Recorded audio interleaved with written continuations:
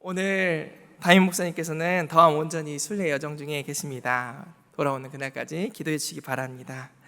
오늘 이 자리에 모인 저와 여러분은 모두 다 예수님을 따라가는 제자가 되기를 원합니다. 요한계시록에 보면은 칭찬 듣는 교회도 나오고 책망을 듣는 교회도 나옵니다. 우리의 모습을 돌아볼 때는 어떨까요? 찬송가 325장 그 찬양은 예수가 함께 계시니라는 찬양인데, 그 찬양 가사 중에 4절에 보면은 주께서 심판하실 때 잘했다 칭찬하리니 이러한 상급 받도록 예수를 위해 삽시다 라는 가사가 있습니다. 오늘 우리는 칭찬 듣는 자일까요?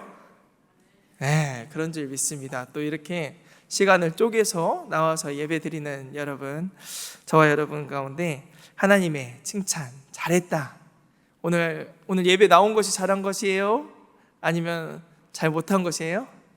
잘한 것이죠. 그래서 당신 옆에 있어서 힘이 됩니다 하지 않았습니까? 모두 다 칭찬듣는 우리 모두가 되길 원합니다. 그런데 오늘 말씀에 보면은 그렇지 못한 사람들이 나옵니다. 누굽니까?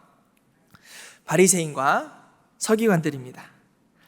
마태복음 22장 우리 앞장에 보면은 예수님은 유대 지도자들하고 긴 논쟁을 했습니다. 가이사야에게 세금을 바치는 게 옳으냐 아니냐. 네. 사두개인들이 와서 또 부활에 대해서 묻습니다. 율법학자들이 와서는 큰 계명이 무엇이냐고 물어봅니다. 여러분 정말 궁금해서 왔을까요? 물론 답을 우리는 들어서 너무 속 시원한 답이지만 아마 이들은 예수님을 시험하러 왔습니다. 곤란한 질문을 가지고 왔습니다. 어떻게 대답하느냐 보자, 이런 마음을 가지고 왔습니다. 그런데 예수님은 아주 지혜롭게 대답을 하십니다. 그리고 이들이 사라지고 나서 주변에 남아있던 무리들하고 제자들에게 예수님께서는 말씀하십니다. 그게 오늘 본문 말씀입니다. 서기관들과 바리새인들에 대해서 말씀하십니다.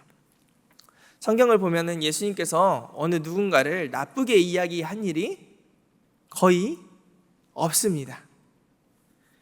예수님은 웬만하면 좋은 이야기 하실 것 같은데 오늘 보면은 나쁜 이야기를 하십니다. 당시 존경을 받는다고 했던 사람들을 마치 내리치듯이 비판을 합니다.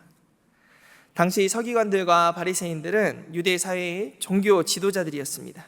존경도 받았습니다. 그런데 예수님께서는 종종 자기를 따르는 무리와 제자들에게 서기관과 바리새인들의 잘못을 지적하시곤 했습니다. 왜 그럴까요? 그들을 짓밟아야 예수님께서 올라가시기 때문일까요?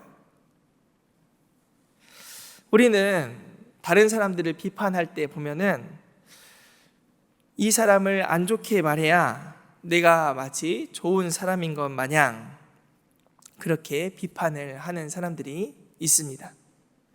요즘에 정치 이제 또 선거철이라서 상대 후보를 비방하는 사람들이 막 있지 않습니까?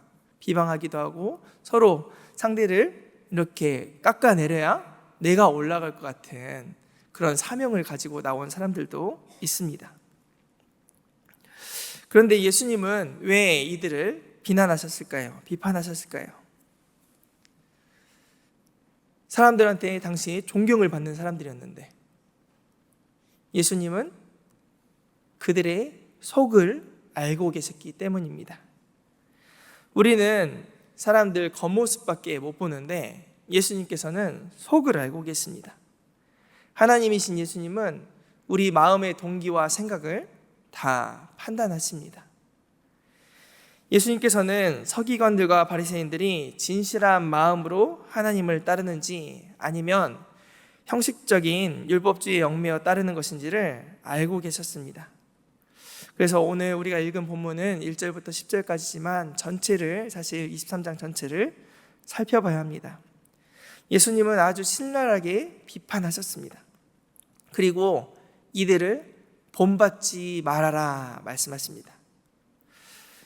본받지 말라, 이것을 한자로 반면교사라고 하죠. 예전에 목사님께서 정면교사, 반면교사라는 제목으로 설교도 하셨었는데 이들의 모습, 안 좋은 모습이 있다면 반면교사, 그것을 반대로 하는 것이 좋은 일입니다. 그래서 이들의 모습을 통해서 성도들이 본받지 말아야 될 것이 무엇이고 어떻게 해야 주님이 기뻐하시는 참된 제자가 되고 칭찬을 듣는 그리스도인이 될지 생각해 보고자 합니다. 먼저 서기관들과 바리새인들의 특징은 언행불일치입니다. 언행불일치. 이것을 본받아서는 안 됩니다. 여러분, 제가 밥 사겠습니다 하면 지켜야 됩니까? 안 지켜야 됩니까? 네, 여러분 말씀하셨어요 지금? 네, 옆에 분들 누군지 다시 한번 까먹을까 봐 한 번 더 확인 한번 해주세요. 누구한테 밥을 사야 되는지. 네, 여러분 3절에 보면은 서기관들과 바리새인들은 말만 하고 행동은 하지 않는다고 주님께서 말씀하셨습니다. 사실 바리새인들은 율법을 사람들에게 가르쳤던 랍비들입니다. 율법에 대해서는 일반 사람들보다 더 많이 알고 있었지만 실제 그들의 삶은 말한 대로 율법대로 살지를 못했습니다. 하나님의 말씀을 듣는 자가 의인이 아니고 말씀을 듣고 실천하는 자가 의인인 것입니다. 로마서 2장 13절에 보면은 하나님 앞에서는 율법을 듣는 자가 의인이 아니요 오직 율법을 행하는 자라야 의롭다 하심을 얻으리니 라고 합니다. 율법은 행하는 것입니다. 오늘날 많은 그리스도인들이 범하는 죄가 무엇이냐면 바로 말만 하고 실천하지 않는 것입니다. 그래서 말을 줄이는 게 좋은 일입니다. 저는 말을 또 하는 입장이다 보니까 자꾸 생각나더라고요. 제가 저번에 누구 옆에 앉았었는지, 누구한테 밥을 사겠다고 했는지 생각이 납니다. 아직 저도 못 샀습니다. 그런데 마음속으로 적어놓고 있습니다. 그리스도인들을 세상에서는 말쟁이라고, 세상 사람들은 말을 합니다. 물에 빠져도 입만 둥둥 뜰 것이라고 또 말합니다. 물론 예전에는 말쟁이라는 말이, 그리스도인들이 말쟁이다 이 말이 좋은 뜻으로 쓰인 적도 있었습니다. 예전에 예수 믿는 사람들이 사회적으로 똑똑하고 힘도 있고 또 똑부러지게 말을 잘하니까 그런 말쟁이라는 말이 붙었는데 이것이 이제는 욕이 되었습니다. 불신자들에게도 비난을 받는 것입니다. 칭찬 듣지 못하는 것입니다. 그리스도인, 오늘 본문으로 하면은 참된 지도자는 말쟁이가 되어서는 안 됩니다. 말과 행동이 일치된 사람이어야 합니다. 예수님께서는 7장에 보면 나더러 주여 주여 하는 자마다 천국에 다 들어가는 것이 아니요 다만 하늘에 계신 내 아버지 뜻대로 행하는 자라야 들어가리라 말씀하셨습니다. 아무리 율법학자, 성경을 그렇게 많이 알고 성경 박사가 되더라도 말씀을 지킬 때 그 힘이 드러나는 것입니다. 말씀을 지키는 자가 복된 사람입니다. 성도님 그리고 우리 모두는 다 연약합니다. 말씀을 지킬 힘도 없습니다. 하지만 우리는 계속해서 말씀을 듣지 않습니까? 말씀을 들으면서 우리의 그 단단한 자아를 자꾸 깨야 합니다. 하나님의 뜻을 따라 주님 뜻대로 살기로 했네 결단하면서 다시 한번 애쓸 때, 진실로 노력할 때 우리 주님, 능력의 주님께서는 우리 모두에게 힘과 지혜로 함께해 주셔서 말씀을 따라 살 능력과 힘을 주실 줄 믿습니다. 그리하여 말과 행동이 일치되고 행함으로 믿음을 보이는 그리스도인이 될 줄 믿습니다. 두 번째, 바리새인과 서기관들은 특징이 있는데 그게 뭐냐면 외식입니다. 이 외식을 본받지 말아야 합니다. 구약시대나 신약시대 때 외식하는 이들은 언제나 있었습니다. 겉과 속이 다른 것은 좋을 때가 하나도 없습니다. 한 가지 있는데 치킨은 겉은 바삭하고 속은 촉촉할 때 겉바 속촉 이렇게 그때만 좋지 좋을 일이 없습니다. 겉과 속이 다른 모습은 주님을 따르는 사람들이 가져야 될 모습이 아니라 겉과 속이 같아야 합니다. 겉과 속이 다른 것은 다른 사람들의 시선을 의식하기 때문에 그렇습니다. 이것은 결코 하나님을 의식하는 것이 아닙니다. 우리 주님 예수님께서는 이 겉과 속이 다른 모습을 미워하셨습니다. 그리고 거룩한 분노를 내뱉으십니다. 외식이 무엇입니까? 겉으로는 신앙이 좋아 보이는 것처럼 보이지만 실제로는 그렇지 않은 위선적인 태도를 말합니다. 그런데 왜 그렇게 할까요? 다른 사람들의 인정을 바라기 때문입니다. 어거스틴은 고백록에서 이런 말을 했습니다. 불량 친구들하고 어린 시절에 어울려 다닐 때 배나무에 올라가서 가지를 막 흔들어 가지고 배를 몽땅 땄다고 합니다. 그리고 그 배를 한 입도 베어 물지 않고 그 떨어진 배를 그 옆에 있는 돼지들한테 몽땅 던져줬다고 합니다. 그런데 자기의 옛날 그 모습을 살펴보니까 왜 그랬느냐 하니까 친구들에게 자기의 이런 모습을 한번 보여주고 싶어서, 나는 이 배를 딴 것이 내가 먹고 싶어서 딴 게 아니라 돼지 주려고, 돼지 준다고 했다는 그런 이야기를 적은 일이 있습니다. 친구들한테 네가 먹으려고 딴 게 아니구나, 뭔가 그런 인정을 받으려고. 이게 뭔 인정인가 싶지만 어거스틴은 이런 마음이 있었다는 것이죠. 만약에 친구들이 없었다면은 근데 그것을 하지 않았을 것이라는 것입니다. 불량한 친구들을 의식해서 그들에게 얕보이지 않고 용기 있는 놈이라는 인정을 받으려고 그런 일을 저질렀다고 합니다. 우리는 모두 다 인정받기를 좋아합니다. 이것은 죄악은 아닙니다. 하지만 다른 사람이 보도록 과시하고 타인의 칭찬을 유도하는 것은 문제가 됩니다. 겉모습을 꾸미는 것은 외식입니다. 이것은 또 허영이기도 합니다. 제가 예전에 신학교 다닐 때 신학교에서 새벽 기도회가 있었는데, 기숙사에 살면은 새벽 기도회를 하는데 누구보다도 더 늦게 남아서 기도를 하려고 했습니다. 그러다 보니 기도를 하다 보면은 5시에 예배 드리면은 이제 6시 좀 넘어가면 그때부터 기도를 하다가 살짝 실눈 뜨고 뚫레뚫레 쳐다봤습니다. 사람들 다 갔나 안 갔나 쳐다본 것입니다. 왜 그러고 살았을까요? 기도 많이 하는 목사가 경건한 목사라는 생각을 가지고 뭔가 나는 그래도 할도리 했다 이런 마음을 가지고 또 인정을 받고자 남을 의식했습니다. 그래서 제가 그렇게 기도를 해놓고도 제일 미워한 사람이 누구였냐면 저보다 더 늦게까지 남아서 기도하고 관려했던 그 선배를 되게 싫어했어요. 빨리 가지 안 가고 뭐 하나 하면서 이렇게 생각을 했습니다. 우리는 남의 평가를 이렇게나 의식합니다. 그러다 보면은 내면을 가꾸기보다 외면을 가꾸는데 치중하게 됩니다. 다른 이들의 평가가 중요하기 때문입니다. 하지만 사람에 대한 완벽한 평가는 어떤 역사에 의해서 평가되는 것이 아닙니다. 매스컴에 의해서 평가되는 것도 아닙니다.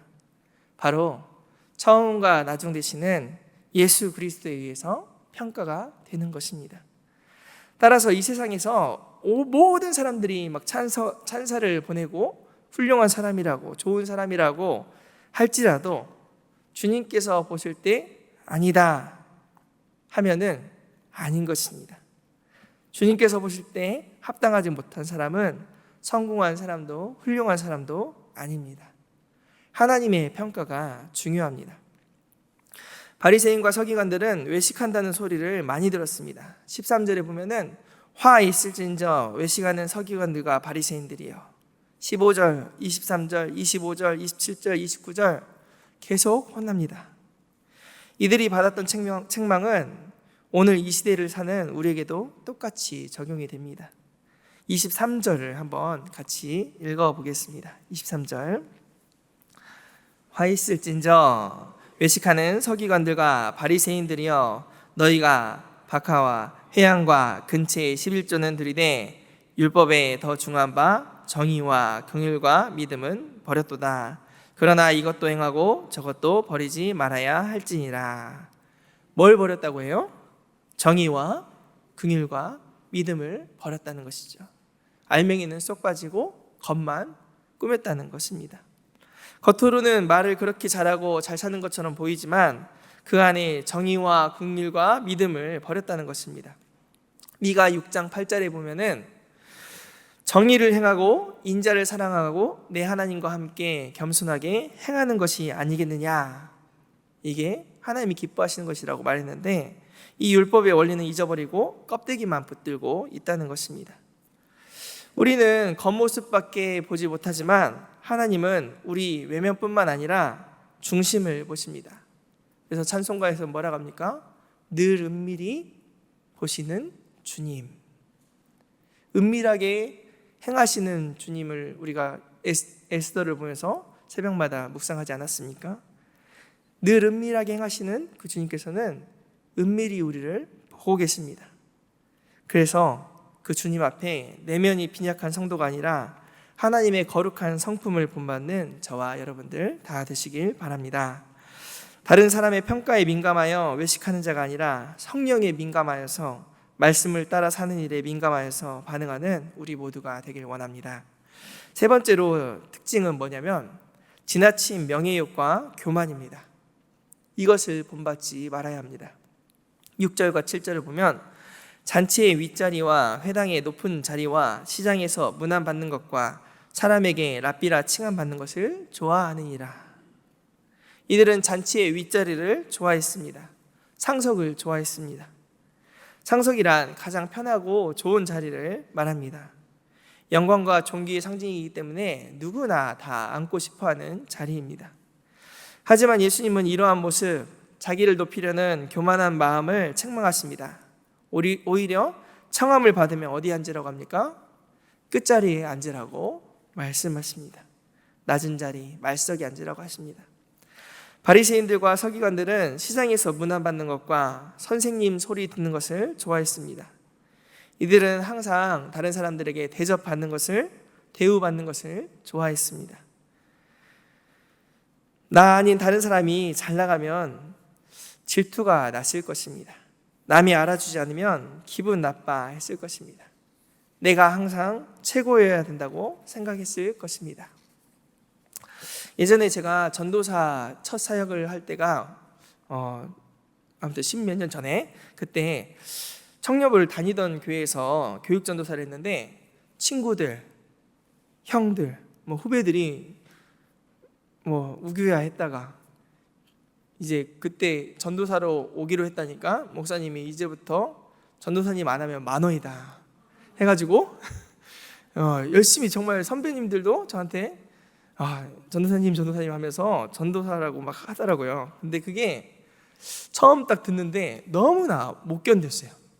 그래서 몰래 둘이 있을 때는 그냥 편하게 이야기해 막 이렇게 말하기도 하고 그랬는데 2월 달부터 이제 신대원 들어가면서부터 2월 달에 들어가면서부터 전도사 소리를 들었는데 한 3개월쯤 지나고 가끔 축구를, 그때 광천교회랑 축구를 했었어요. 축구를 하는데 너무 오랜만에 제가 축구하러 나갔었는데 광천교회 집사님이, 정말 축구를 잘하시는 집사님이 저를 딱 보더니 이야 너 진짜 오랜만이다 하면서 저한테 악수를 딱 청하는 거예요. 그래서 저도 모르게 악수를 딱 했는데 예 하고는 오랜만입니다 하고는 인사를 해놓고 기분이 좀 상한 거예요. 왜요? 왜 그랬을까요? 나 전도사인데 몰랐구만 하면서 전도사라고 안 불러줘서 세상에 그 순간 기분이 상해하는 모습을 본 거예요. 그래서 축구를 하면서 괜히 막 짜증이 나더라고요. 뭐에 짜증 나냐면 그새 썩었구만, 그새 썩었다는 생각이 들었습니다. 그전에는 불러주는 게 부담스러웠는데 이제는 안 불러준다고 짜증내고 있는 모습이 저에게 있었던 것입니다. 누군가를 알아주기를 바라는 마음, 그것이 있었던 것이죠. 바리새인과 서기관들이 바로 저의 모습이었습니다. 우리는 예수님의 경고를 돌아봐야 합니다. 다른 사람이 알아주기를 바라는 삶이 아니라 주님이 기억하시면 족하리, 이 마음으로 우리는 늘 살아가야 하는 것입니다. 많은 사람의 인정, 칭찬, 명예를 바라는 것이 아니라 주님이 기억하시는 인생을 살아야 합니다. 십자가의 강도 중 한 사람은 이렇게 말했습니다. 예수님, 당신의 나라에 임하실 때에 나를 기억하소서. 다른 누군가가 기억해 주는 게 아니라 주님의 인정을 받으면 다른 누군가의 평가보다도 더 중요한 것입니다. 여러분은 누구의 평가를 중요하게 여기고 계십니까? 다른 사람의 평가에, 인정에 목말라 있지는 않으십니까? 주님이 기억하시면 조카리 충분합니다. 이 고백이 진심 어린 고백입니까? 바리새인과 서기관들의 그 특징을 세 가지를 봤습니다. 말한 대로 살지 않았고, 다른 사람들의 평가에 연연했고, 남이 알아주기를 원했던 모습입니다. 여러분, 그런데 다른 사람의 평가에 연연하지 않고 남이 알아주지 않아도 되고, 그리고 말한 대로 사는 것이 쉽습니까? 어렵습니까? 어렵습니다. 그렇게 살면 칭찬 듣는 거죠. 하지만 우리가 하나님 앞에서 솔직하게 고백하고 성령 하나님의 도우심을 구하면은 하나님은 우리를 새롭게 하십니다. 예수님께서 원하시는 모습은 그럼 어떻습니까? 어떤 모습입니까? 제자들의 모습, 참된 제자도에 대해서 8절부터 10절에서는 이렇게 말합니다. 먼저는 겸손입니다. 겸손은 하나님의 주권을 인정하는 태도입니다. 자신의 생각과 계획보다 하나님 주신 생각과 계획이 더 낫다고 인정하는 것입니다. 그래야 예수님을 주로 삼아서 그 주님 되신 예수님을 따라갈 수가 있는 것입니다. 우리는 하나님께서 주신 자리와 위치를 겸허히 받아들여야 합니다. 교회 안에는 여러 직분들이 있습니다. 그런데 때로는 이 직분 때문에 상처도 많이 받고 말도 많이 하게 됩니다. 교회 다닌 지 오래되었는데 권사로, 집사로, 장로로 세워주지 않는다고 섭섭해하기도 합니다. 대우해주지 않는다고 기분도 나빠합니다. 하지만 베드로 사도는 이렇게 말합니다. 하나님의 능하신 손 아래서 겸손하라. 때가 되면 너희를 높이리라. 본문 8절에서는 스승은 한 분 하나님이시고 9절 말씀에서는 너희의 아버지는 하늘에 계신 하나님 한 분이시라고 말합니다. 그러니 높은 자리 찾지 말고 스승이라 불러주기를 바라지 말라고 합니다. 우리가 가져야 될 자세는 바로 겸손입니다. 맡은 자, 장로, 권사, 집사, 목사 모두가 맡은 자로서 가져야 될 자세는 바로 겸손입니다. 막 주장하려는 자세로 사람들을 가르치려고 하지 말고 겸손으로 허리를 동이라고 베드로 사도는 말했습니다. 겸손으로 옷 입으시는 저와 여러분들 다 되시기 바랍니다. 또 다른 것은 바로 섬김입니다. 11절과 12절에 보면 너희 가운데서 으뜸 가는 사람은 너희를 섬기는 사람이 되어야 한다. 자기를 높이는 사람은 낮아지고 자기를 낮추는 사람은 높아질 것이다. 하나님 나라의 도는 세상의 원칙과 세상이 주장하는 것과는 완전히 상반됩니다. 세상에서는 높아져야만, 누군가를 부려야만 성공한 인생이라고 평합니다. 하지만 하나님은 오히려 낮아지는 사람, 내려가는 사람이 점점 더 되라고 말씀하십니다. 하지만 타락한 본성을 가진 인간에게 낮아지고 내려가는 삶을 요구하는 것은 쉬운 일이 아닙니다.